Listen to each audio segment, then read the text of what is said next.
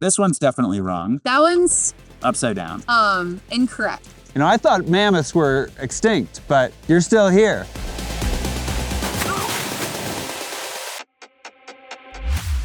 Hi, I'm Josh Meyers. On this episode, we're heading high into the Eastern Sierra to explore one of my favorite places in the world, Mammoth Lakes. Over the course of the next 2 days, we'll head to the summit. Hey, big dog. Oh, man, nice to meet you. Ski with some people who know this mountain better than anyone else. Meet some unexpected characters and step into landscapes that appear like they're from another planet. If you've ever thought about planning a trip to Mammoth Lakes, whether it's your first time in the California mountains or your 10th ski trip here, this episode is for you. Super. Along the way, we'll teach you what to expect, where to go, and how to get the most out of your visit, both on and off the mountain. So bundle up and click in. This is California Now.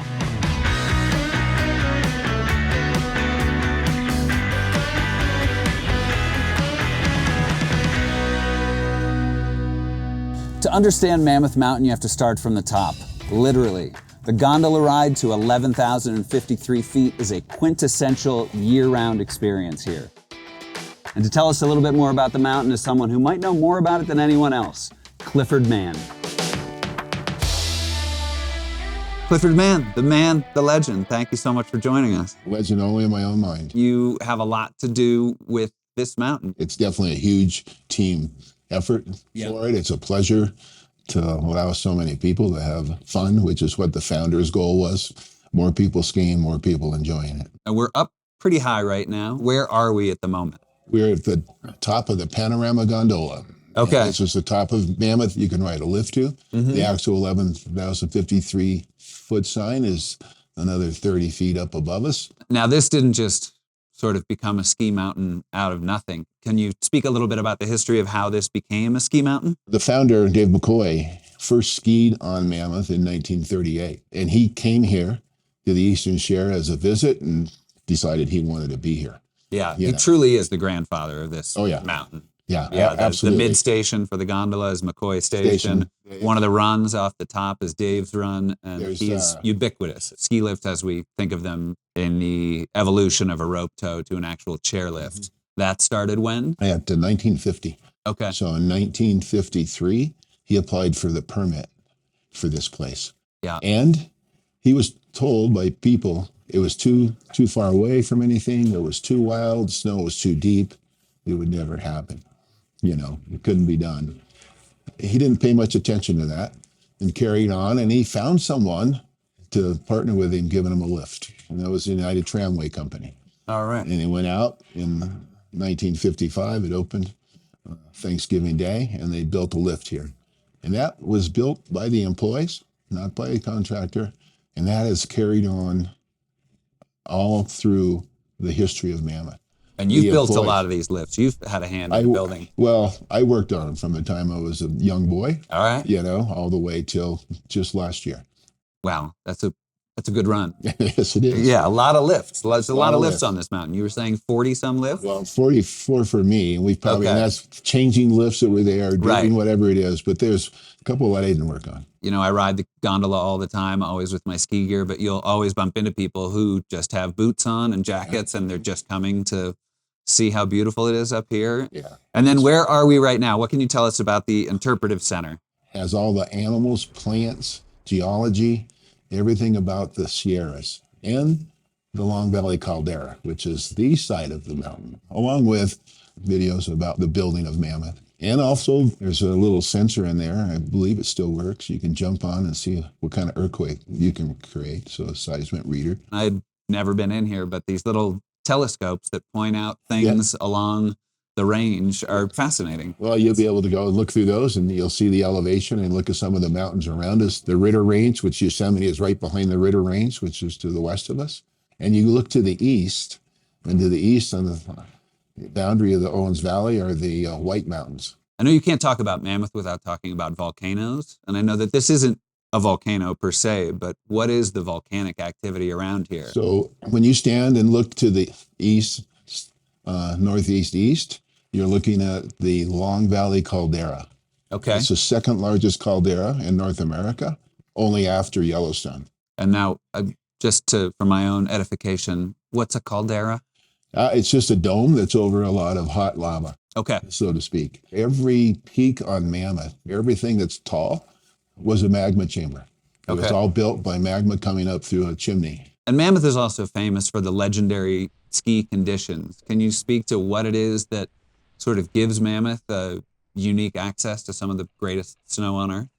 You know, it's really its elevation in the Sierras, and that we're sitting at 1153, and our main base elevation is at 9,000 feet.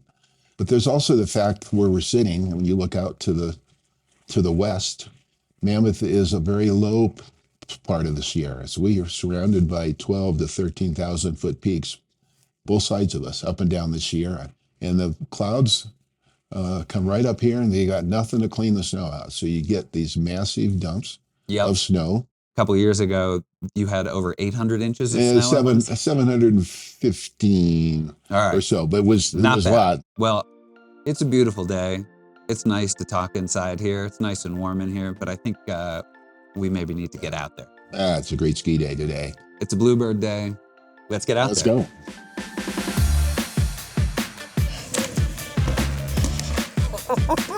Hey, big dog. Oh, man, nice to meet you. Hey, roasting. How are you? That's one thing about coming to Mammoth is you could always bump into friends on the summit, which is just happened to me. Have a great day out there.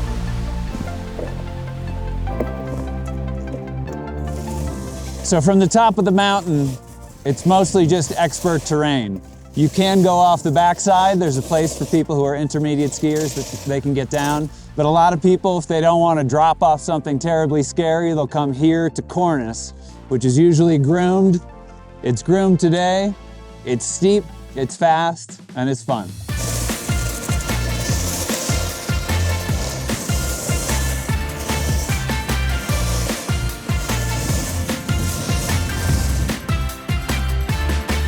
What kind of skier do you think Mammoth is good for? All levels. No kidding, man. This place is the best. It's got something for everybody. Everybody. Our beginner areas and our carpets and getting started for the never ever is second to none. What kind of advice would you give to someone who's coming here for the first time? Take a lesson. It seems like a lot, but it gets you started so much quicker, and you really start having fun right away. And that's one unique thing about skiing. You can have a really good time even when you're not very good, unlike other sports. And what if you are an experienced skier? What if you're an intermediate or an expert skier and you're coming here for the first time? Any advice for those people? Yeah, make sure your equipment's not been sitting in the garage for 2 years. Right. You know, make sure it's good. Get it tuned up. Yeah, and then kind of know where you go. Make a plan and follow the plan. Ski with a buddy, and understand that if you are skiing with a buddy, it has to be where you take turns watching each other, you know, and understanding what's happening, particularly in the deep snow.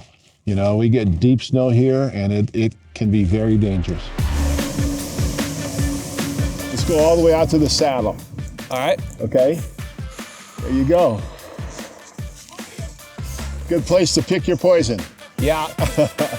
You know, if you stand here and look, you get a really great view of the Long Valley Caldera, which stretches just around out of our view. Yeah. All the way to the Glass Mountains over that way. And then Is that the Inyo Range over there? That's the White Mountain Range. That's the White.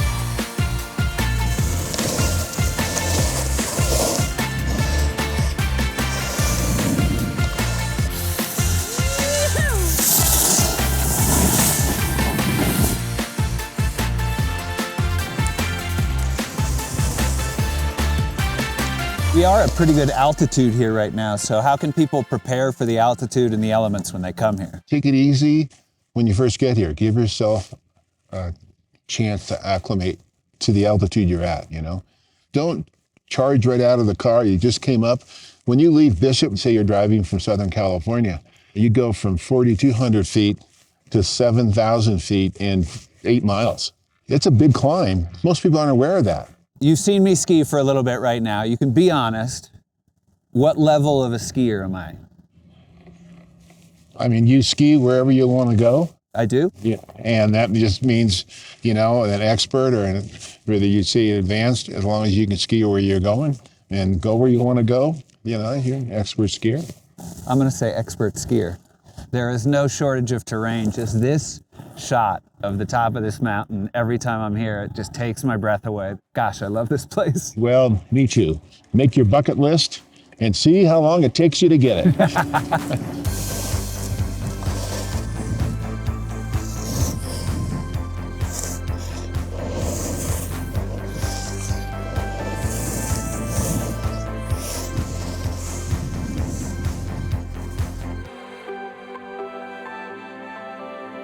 So for my money, this is the best lunch you can get on the mountain. I just love the vibe of the Yodler, and it's a real historical place. 1959, what can you tell me about this spot? All of the wood, the sash, the windows, the doors, the interior trim was all manufactured in Switzerland, brought here.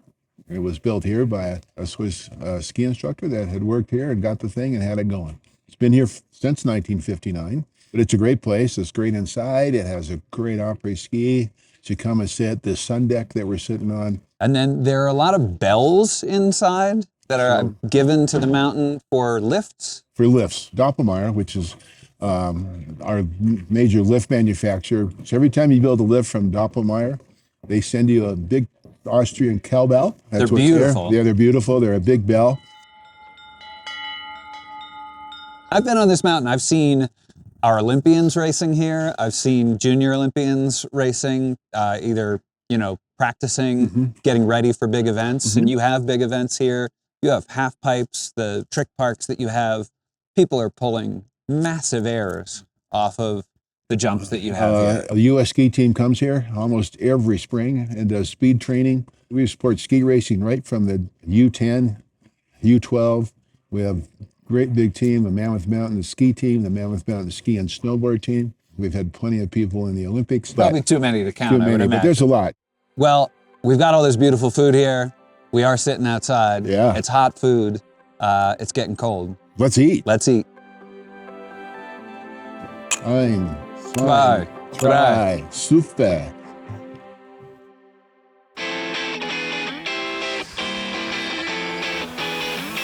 I've met a lot of locals today, but none quite like this. I'm here with Wooly, Mammoth's very beloved and very hairy mascot.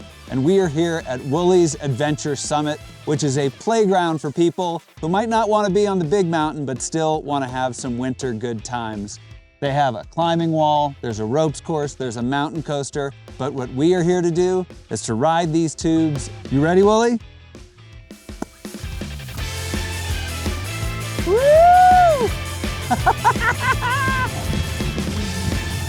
Oh my goodness! Whoa!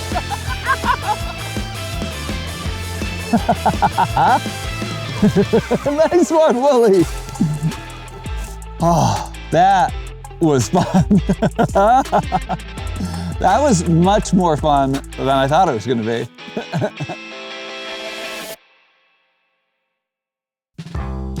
Support comes from Viore.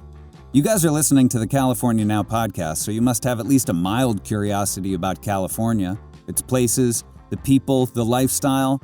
Well, put on some Viore clothing and you'll start to understand it all even better. Their clothes are comfortable, stylish, and truly ready for anything, whether that's a romantic dinner, an important meeting, or a run-up in the canyons. I just got a beach fleece crew, which is cozy as all get out. It's perfect for traveling, lounging at home, or walking the dog. And if I need to dress it up a little, I'll rock the Coronado shirt jacket. Is it a shirt? Is it a jacket? Stop asking so many questions. It's sharp, and I dig it. And spring is here with summer right behind it. So if you haven't tried the Core Short, now is the time to find your new faves for warm days. They're soft, they've got a little stretch, they come in 5 or 7-inch inseams, and you can get them with or without a breathable boxer brief liner, letting you get the perfect pair for you. Viore is an investment in your happiness. For our listeners, they're offering 20% off your first purchase. Get yourself some of the most comfortable and versatile clothing on the planet at viore.com/CA now. That's VUORI.com/CANOW. All one word. Exclusions apply. Not only will you receive 20% off your first purchase, but enjoy free shipping on any U.S. orders over $75 and free returns. Go to vuori.com/ca now and discover the versatility of Vuori clothing. Exclusions apply. Visit the website for full terms and conditions. Yesterday was all about gravity, chairlifts, downhill runs, and letting the mountain do the work. But today, it's all about earning every step. The Tamarack Cross Country Ski Center offers something completely different. Quiet trails, endless endurance, and a kind of skiing that demands a lot more of your body. Maybe more demanding than my body's willing to give. But helping us navigate it all is Olivia Amber. She's an experienced Nordic skier and a professional runner for the North Face. Olivia, thank you so much for joining us. I'm thrilled to be trying something that I've never tried before, but can you tell us a little bit about yourself and how cross-country skiing became such a big part of your life? I learned essentially to walk on cross-country skis growing up in northern Wisconsin. So yeah, I would say it's really been a part of kind of every aspect of my sports life, my school life, and just my life as it is as an adult now too. So yeah, it's a really special sport to me. Did you compete? Yeah, as you were growing up? Yeah, I competed since I was a kid. I worked my way up. There's a little program called Nordic Kids and kind of kept moving through the scene, skied for a regional team, skied for a Division I college team. I became All-American. I signed to ski for a pro team, and then I decided to leave this sport to pursue running, which I do now. So yeah, that's... I think one of us is going to be much better out there than the other today. I don't know. We'll see.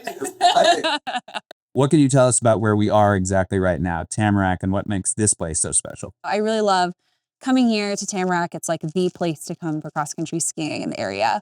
And it's just a really beautiful venue to go ski with friends, to train. It's at a high elevation, so I can get really good altitude training in. And it's just, yeah, they do a really great job with their grooming, and it's just a really beautiful setting. We are very close to town here. Yeah, we're only about 10 minutes, 8 miles. In the summer, it's actually open to a bunch of different recreation use. It's also known as the Lakes Basin, so there are a bunch of beautiful alpine lakes. And you can see the Mammoth Crest from pretty much most vantage points in this zone.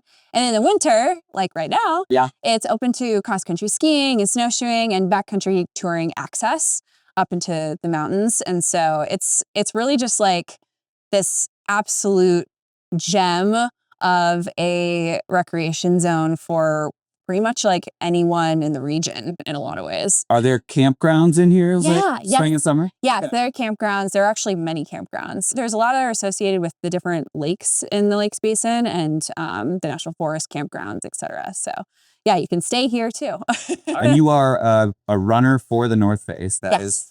How does cross-country skiing help you train for in every way? Yeah. I truly think it's the best sport in the world. And obviously I'm biased, but it combines the aerobic capacity, the strength, the balance, the proprioception with all of the movement that the sport requires. You're using pulls, so you have to use your arms, you're using your core because you're crunching into those pulls. You're trying to balance on your skis, you're pushing off your skis, you're going uphill, you're going downhill. It's like everything combined in one. Cross-country skiing kind of like forces you into like a really good training mode. And so for me, it reduces impact in the winter months because running is a pretty high impact sport. That's what I don't like about it. And I also do ultra running, so I run a lot of miles. And it's just like an amazing way for me to get and build that aerobic strength while also building my muscle strength and reducing the impact in the months that I'm like trying to just like build fitness, but not necessarily racing. Talk me through some of this gear. I'm a downhill skier. I've skied since I was 3. And the first thing I know is these are so light. Yes. But I don't think that means it's going to be easier. I would say in some ways it's easier and in some ways it's a lot harder. They are a lot lighter. Yeah. They don't have edges. Right. And they're obviously much narrower and also longer. And these are skate skis. So there's 2 different sort of types of cross-country skiing. Classic, also known as traditional, and then skate, which is what we're doing. Okay. Classic skis have the like more curved tip and they're usually longer compared to your height. And as a downhill skier, there are times when you skate on your skis. Yes. So you have When that you're on idea. flats, Yeah. But it will be a different deal. People who have experienced that, so they're alpine skiers, they've maybe like skated a little bit to like get off the lift and get over to the run, or they're in like a sort of flat zone and they're like, oh no. That plus hockey players or ice skaters, people who like Rollerbladers? rollerbladers. Yeah, no way. There's a lot. Oh my gosh, you're ready. I had Jamiroquai stickers on my rollerblades. If that. No way. You know. Wow. Okay, you're ready. You're ready. You're ready. We're gonna see. Find out. I'm intimidated either way, but I'm very excited to try. So let's get outside. Okay, let's do it. All right, so you get the skis on, you put them on the ground. Okay. Is there a difference between right and left? So no, there's not. You can use either ski on either foot. See how there's these little like clips right here in the toe? Yep. So that, my toe going in. yeah, try to pick it in. Yeah. Does it feel like it's in? No. You have to push pretty hard. Oh, there it goes. Got it? No. This is the hardest part. Getting the skis on. Well, we tried. So you have to push your toe hard. Now twist it. Yeah, that's it. Oh. Okay, now do that for the other one. No, I got it. Get? I mean, sure. What I like to start with is just figuring out how the ski feels underfoot. So if you slide them like this, you'll see that they're not catching at all, right? Yep. That's sliding forward. I'm gonna go right into the building. You're actually gonna be pushing from side to side. Yeah, just like that. That's great. Nailed it. Natural. One thing that I like to show just for like a power application standpoint is what angle is best. So push down on my hand with your arms straight up. As hard as you can. Okay, Should it be harder? that was perfect. Now put your arm at like a 90-degree angle.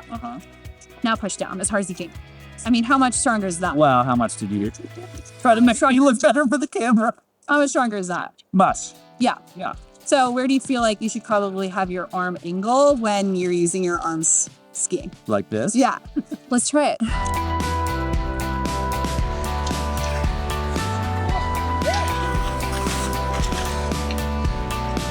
What's your advice on falling? Don't fall. Okay. Is there a good way to fall? Yes and no. The sort of worst way, I would say, is doing the like pole plant between your skis. That is the classic whoopsie. You might break your pole doing that. So bracing yourself with a pole when you're falling is not. It's not great. So the most you can do is just stay like this. And if you feel like you're gonna fall, just try to step out of it. And if you do fall, just like try to get your poles out of your way. Okay, let's do it.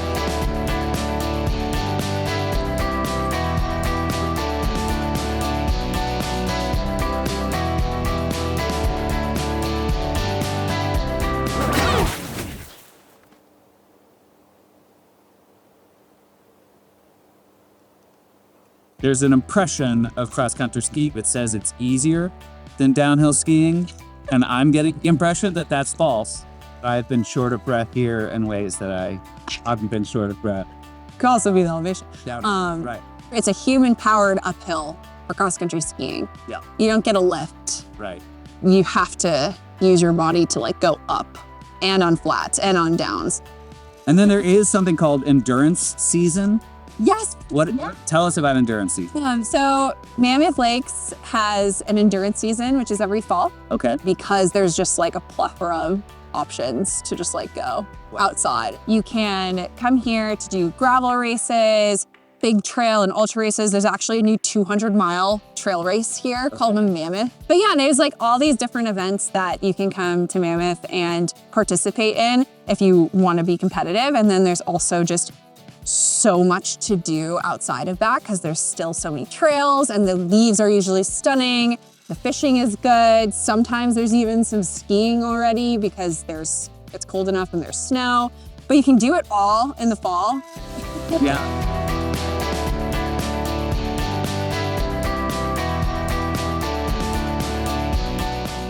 Oh my gosh, is that a coyote? Coyote, yeah. Cool. On like the edge of the thin ice. Bold. Is it like fishing or what?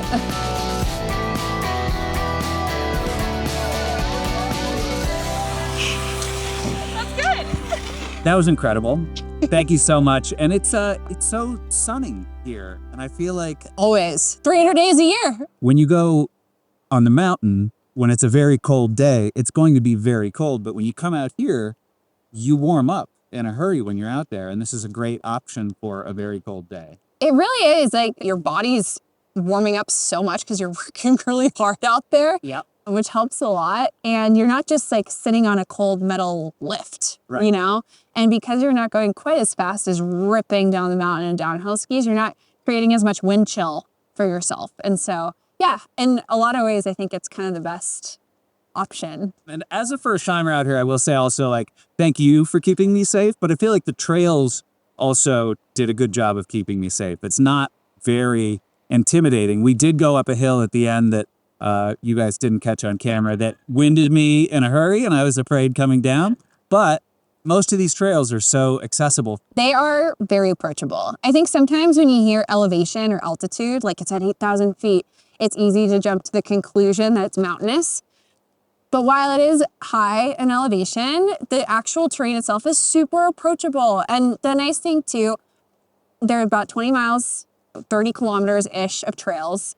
And there are the like same sort of greens and blues and black markers out on the trails. So you can also, like, if you get to an intersection, you're like, wait, I don't want to get caught up somewhere where like I might be a little scared. You can just look and see if it's a green or it's a blue or it's a black. Yeah. And like make your own decision. You can be a total beginner and be on these trails and be like pretty safe. After a day like this, it feels like I always like to celebrate. You have a meal. Where do you go? Where are some places that you like in town? I usually go to Mammoth Brewing. It's only like 3 miles away, and it's an awesome spot. Also, the food selection is more than just like brewery food. They have some really good diversity of food options, and it's just a really good atmosphere. And yeah, I really like Mammoth Brewing. And then there's also Tamarack Lodge, which is where we are. They also have like a really nice, like more finer dining component, which is really cute. So if you're looking for more of like the opera, like date scene, that's honestly like a really great option too. All right. Well, thank you so much. This was a delight. Thank And you. thank you for showing me something new. And it's just one more thing in Mammoth that you can do that I didn't know about before, but I know about now. Support comes from Built. I was fortunate enough to be able to buy a little house about 20 years ago, but I still have friends who rent. And when I hear about how expensive rents are these days, it sounds insane. I don't know how I'd do it. But if I did, I'm sure I'd be using Built. It's 2026, and if you're still paying rent without Built, it's time for a change. Built is the loyalty program for renters that rewards you for your biggest monthly expense, rent. Let me explain. With Built, every rent payment earns you points that can be used towards flights, hotels, Lyft rides, Amazon.com purchases, and so much more. And here's something I'm really excited about. Now, Built members can earn points on mortgage payments for the first time. That means you can get rewarded wherever you live and unlock exclusive benefits from more than 45,000 restaurants, fitness studios, pharmacies, and other neighborhood partners. Personally, I'd redeem my points on the Built Travel Portal, which offers great deals on flights and hotels where you're actually booking directly with airlines and hotels and not through some third party which won't give you the same level of customer service and benefits that are important to me when I travel. It's simple. Paying rent is better with Built. And now, owning a home can be better with Built too. Earn rewards and get something back, wherever you live. Join the loyalty program for renters at joinbuilt.com/now. That's JOINBILT.com/now. Make sure to use our URL so they know we sent you.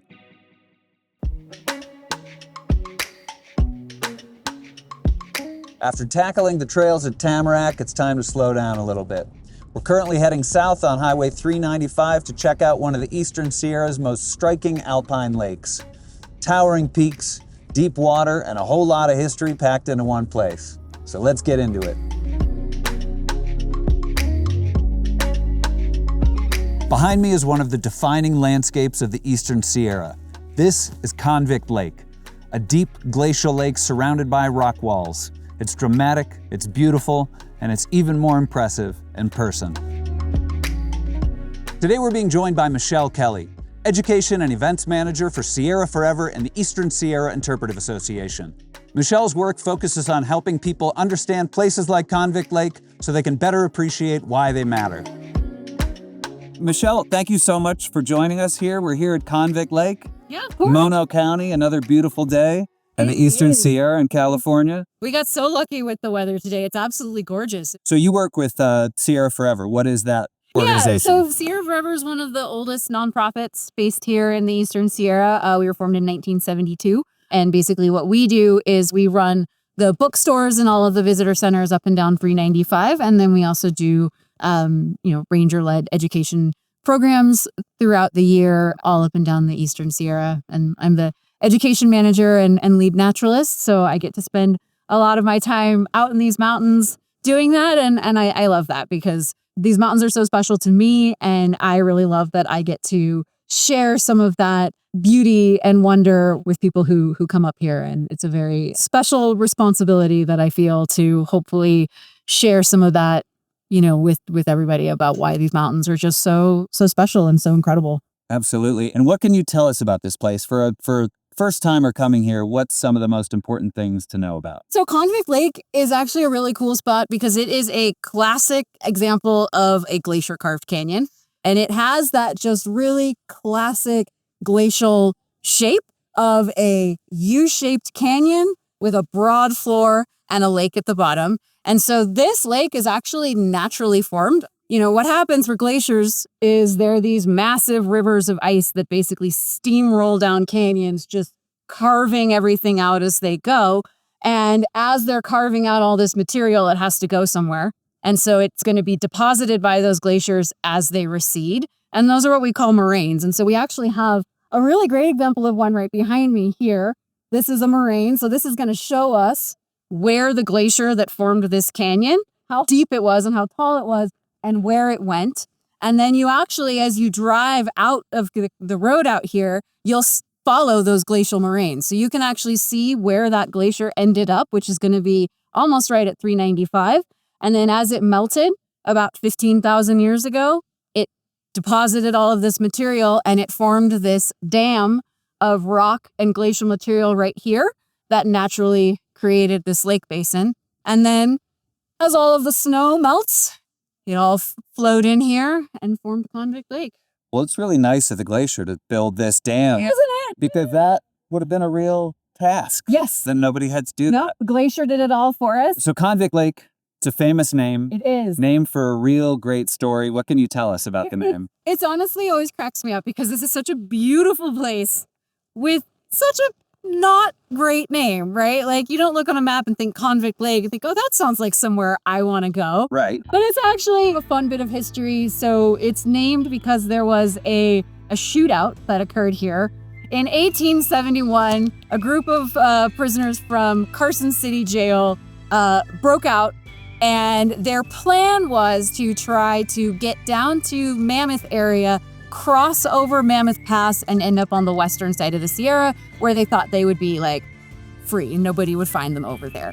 They made some wrong turns and they ended up here, and these escaped convicts killed a mail delivery boy. So as you can imagine, the local community did not appreciate that. Yeah. And so they put together a posse and they ended up finding them right along Convict Creek, just right before Convict Lake, chased them here. The convicts realized that this was not a good place to run to because, as you can see, Where to? they're not going very far. Yeah. And in the shootout that occurred, the head of the posse named Robert Morrison and his deputy, who was a Paiute sheriff named Mono Jim, were tragically shot and killed by some of the escaped prisoners, which is why we have the two peaks named after them now, which is Mono Jim, which is the snowy peak here in front, and then Mount Morrison, which is the taller peak that's a little hidden right now. The convicts, some of them were captured here, some of them fled. Ultimately, they were all caught, and I believe two of them were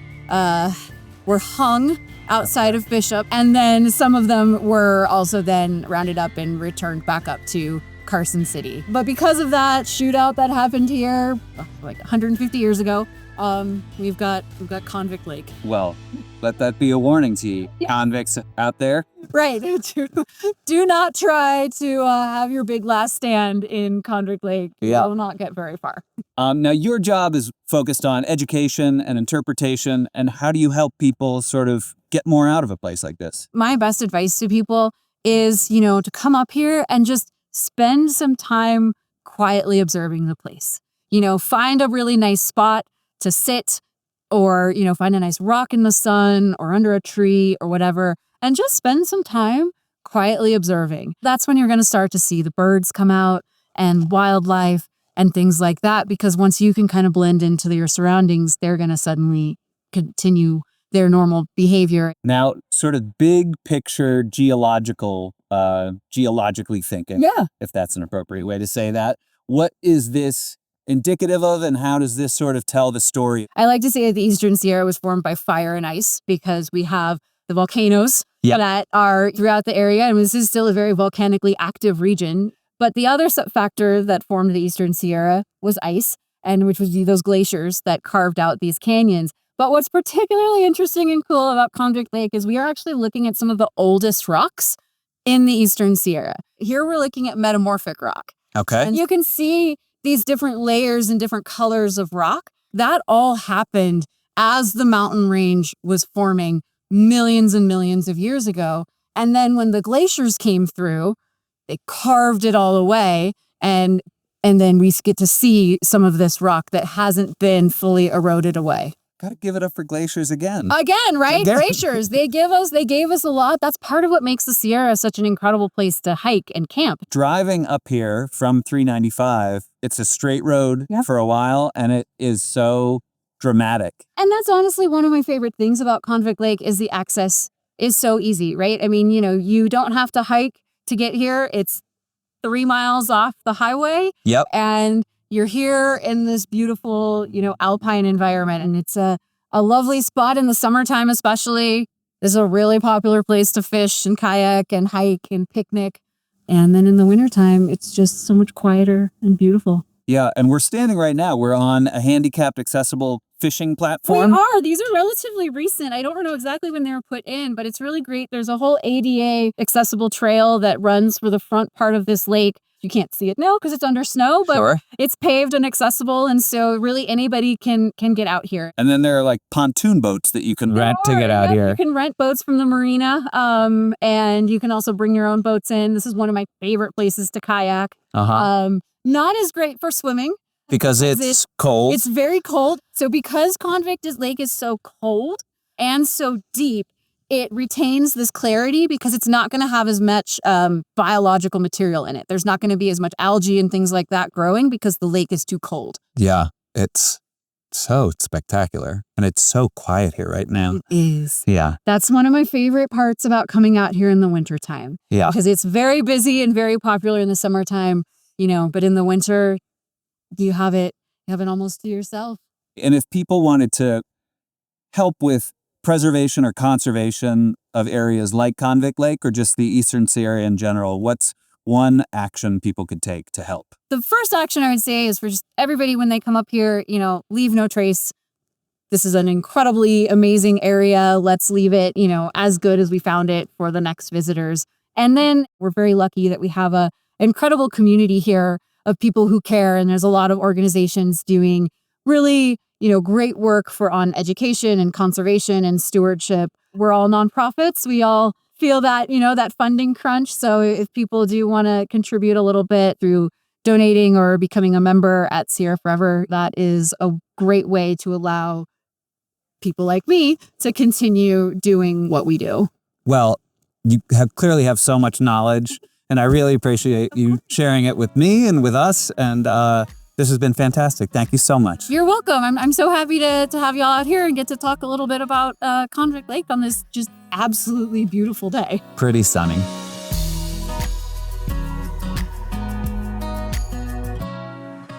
We came to Mammoth Lakes chasing winter. Snow, speed, cold air, and wide open terrain. And the locals showed up in a big way. We dropped into some runs with experts, cross-country skied until our legs burned, and saw some absolutely striking corners of the Eastern Sierra. And we only came here in winter. Come spring and summer, the mountains tell a different story. The snow melts, the hiking trails open up, and the landscape changes in ways that you just can't imagine from the chairlift. This trip was just one side of Mammoth Lakes, and that's why you can keep coming back. So plan a trip and come see it all for yourself. This is California Now.